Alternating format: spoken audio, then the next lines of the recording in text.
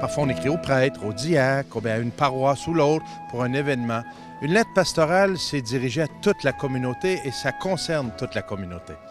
C'est une grande joie pour moi aujourd'hui de vous présenter ma première lettre pastorale qui s'intitule « La célébration du jour du Seigneur par l'Eucharistie et la célébration dominicale de la parole ».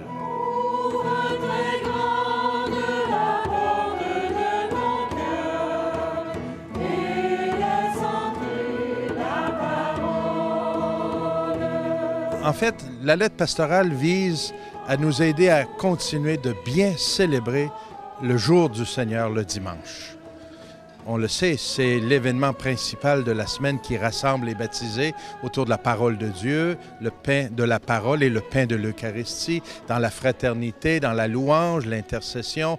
C'est le jour du Seigneur. Alors, nous avons besoin de continuer de nous rassembler.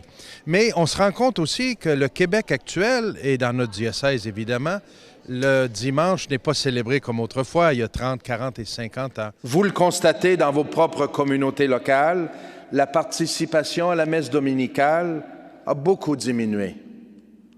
Aussi, nous comptons sur un nombre plus restreint de prêtres disponibles pour présider la célébration eucharistique chaque dimanche dans les communautés de notre diocèse. Cette lettre pastorale présente cette réalité, mais elle offre aussi des pistes pour nous aider à mieux célébrer le jour du Seigneur, compte tenu de nos forces, mais aussi de nos pauvretés, de nos fragilités. Alors, il faut s'ajuster. Et on commence à voir dans certaines communautés locales qu'il n'y a pas possibilité d'avoir l'Eucharistie tous les dimanches. Alors, qu'est-ce qu'on fait? Est-ce qu'on dit, on n'a pas de prêtre, on ne fait rien? On ne peut pas faire ça. Parce qu'une communauté locale qui ne se rassemble pas finit par s'effriter. C'est le témoignage que l'Église de Jésus-Christ est toujours vivante quand elle se rassemble pour faire mémoire du Christ, en l'accueillant comme don véritable dans le pain de la parole et dans l'Eucharistie. Pour ne pas confondre avec la célébration eucharistique, l'archevêque de Québec demande qu'en absence de prêtre, l'accent soit mis sur la liturgie de la parole et qu'il n'y ait pas de communion eucharistique. Dans notre diocèse, cette action liturgique sera nommée célébration dominicale de la parole. Le rite de la communion, nous le savons, est le sommet de l'Eucharistie, fruit d'une démarche progressive. Il s'inscrit dans un ensemble qui est tout entier acte de communion. Il n'est pas souhaitable de séparer la communion de la célébration eucharistique, sauf bien sûr pour les personnes malades à qui nous apportons la communion. D'ailleurs, c'est la première raison pourquoi nous gardons la réserve eucharistique. La célébration dominicale de la parole est une des formes de rassemblement prévues dans le rituel de notre Église. La lettre pastorale redit toute l'importance de l'Eucharistie, mais en l'absence ou en attente d'un prêtre pour l'Eucharistie, nous voulons mettre de l'avant davantage la célébration dominicale de la parole. C'est-à-dire, les gens qui n'auront pas l'Eucharistie ce dimanche-là vont se rassembler. Une équipe va être désignée, formée pour pouvoir célébrer la parole de Dieu. Ce ne sera pas l'Eucharistie. Il n'y aura pas la communion eucharistique, mais il y aura communion à la parole de Dieu. Il y aura communion à la présence du Seigneur vivant dans la communauté. Il y aura communion dans la fraternité et la prière. Il faut bien le reconnaître, beaucoup de personnes ne sont pas encore rendues à la communion eucharistique. Et si on donne la communion comme cela à toutes les célébrations de la parole, alors qu'il n'y a pas d'Eucharistie, on risque tranquillement de perdre le sens de l'Eucharistie. Hein? Déjà, on entend des gens qui vont dire « je suis allé à la messe du diacre, je suis allé à la messe de la sœur, je suis allé à la messe du laïc. » Mais non, ce n'était pas une messe, c'est une célébration de la parole.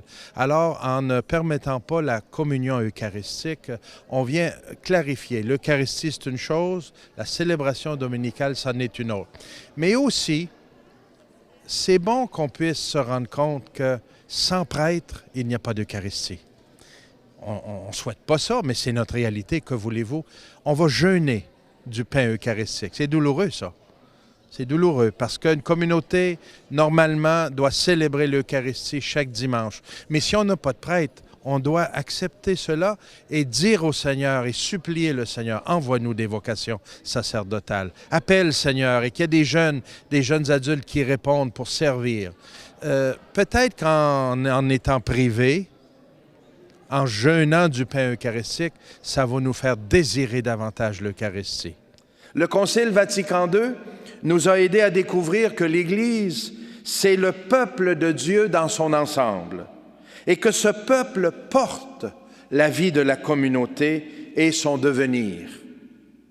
Bien que nous, les pasteurs, soyons appelés à exercer un leadership important, c'est ensemble que nous devons mettre en œuvre la mission de l'Église.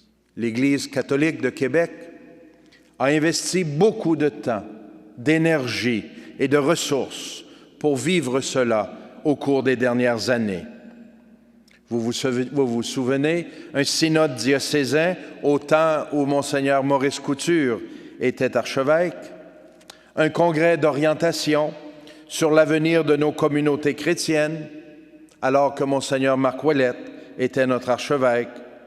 Et ces dernières années, nous nous sommes investis avec courage dans les réaménagements pastoraux pour réunir nos forces, partager nos ressources et apprendre à marcher davantage dans la communion afin que nos communautés chrétiennes deviennent plus missionnaires et évangélisatrices. Et aujourd'hui, nous poursuivons la route.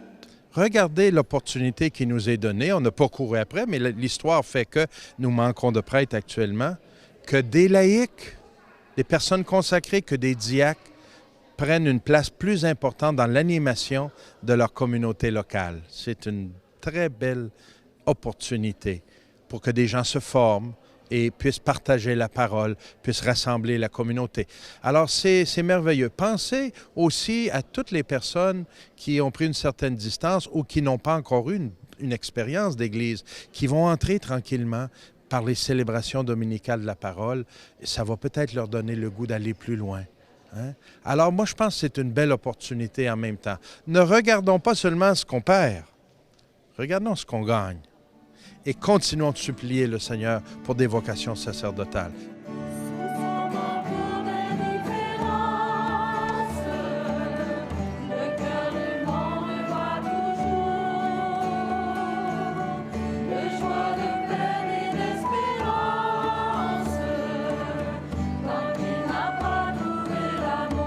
Après un long discernement, en concertation avec le Conseil presbytéral, l'équipe diocésaine de liturgie, après des expériences pilotes dans des communautés de notre diocèse, j'en suis venu à prendre la décision de mettre de l'avant ce type de célébration. Je vous remercie de la bienveillance que vous mettrez à accueillir et à appliquer cette décision et les directives qui en découlent. Elles entreront en vigueur le 1er janvier 2014. C'est évident que nous allons entrer dans cette nouvelle étape progressivement, en nous assurant que dans les communautés locales, il y aura des personnes bien formées pour offrir ce service. Nous vivrons cette pratique de la célébration dominicale de la parole sans communion au corps eucharistique pour une période de 3 ans. Par la suite, nous procéderons à une évaluation liturgique et pastorale. Une formation importante sera offerte par le secteur de la liturgie de notre diocèse pour bien préparer les personnes qui auront à mettre en œuvre et animer ces célébrations, là où cela sera nécessaire. Si quelqu'un dit, écoutez, moi, dans ma paroisse, là, on a une grande paroisse, il y a 4-5 lieux de culte, 4-5 communautés locales ou davantage. Mais dans la paroisse voisine, il y a une Eucharistie, je souhaite y aller, je peux y aller, c'est sûr. Hein? Par contre, je peux aussi prendre la décision, je trouve important de ne pas perdre notre identité locale et célébrer la parole le dimanche avec les gens de ma communauté sans communion eucharistique, ça peut avoir du sens aussi. Je ne voudrais pas voir ma communauté s'effriter. Je ne voudrais pas qu'on cesse d'exister. Frères et sœurs, la célébration eucharistique demeure et demeurera toujours la source et le sommet de la vie chrétienne. Plus que jamais, nous voulons ouvrir la vie de notre Église à la parole de Dieu, parole de vie, parole d'espérance qui restaure.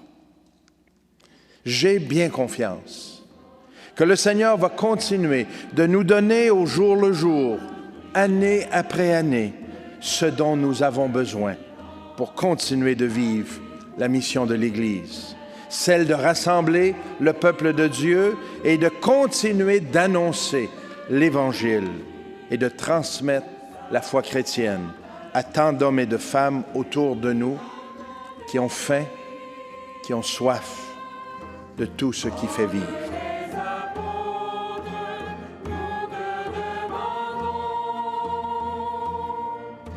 Dans cette nouvelle étape, dans la vie et l'histoire du diocèse de Québec, je demande au Seigneur, comme je le fais toujours, et je vous invite à le demander avec moi, reste avec nous, Seigneur. C'est dans cet esprit que je vous livre cette lettre pastorale.